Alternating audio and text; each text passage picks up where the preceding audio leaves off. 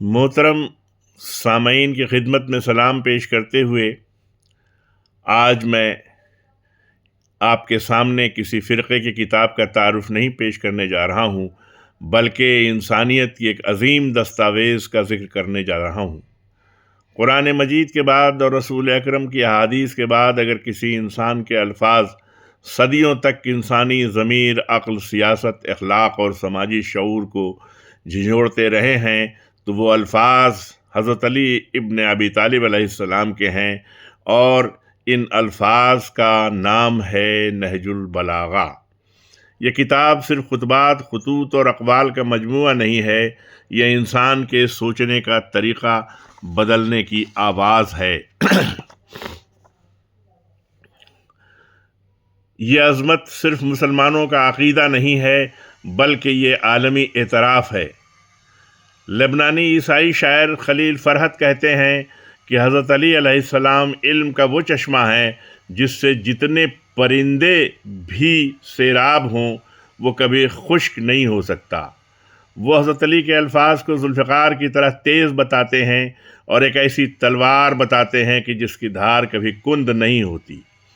عیسائی فلسفی ہینا الفخوری لکھتے ہیں، نہج البلاغہ حضرت علی کے روحانیت اور فکری گہرائی کی مکمل تصویر ہے، ایک ایسی عقل جس سے کوئی راز پوشیدہ نہیں ہے۔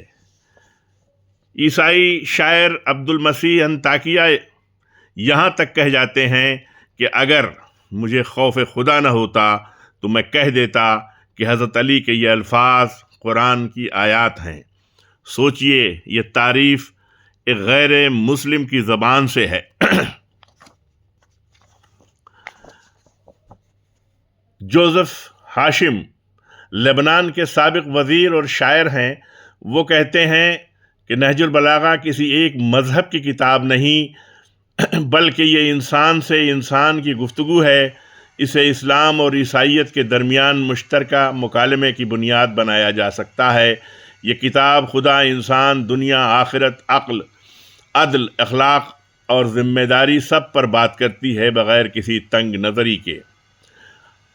برطانوی سفارتکار نصیصین نے کہا ہے کہ اگر آج حضرت علی منبر کوفہ پر ہوتے تو مسجد اہل مغرب سے بھر جاتی، جو ان کے خیالات کے سمندر میں غرق ہونے آتے۔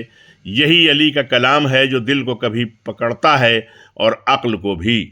میرے دوستو، آج سوال یہ نہیں ہے کہ نہج البلاغہ کتنی عظیم کتاب ہے، سوال یہ ہے کہ کیا ہم نے اسے پڑھا، سمجھا اور عمل کیا۔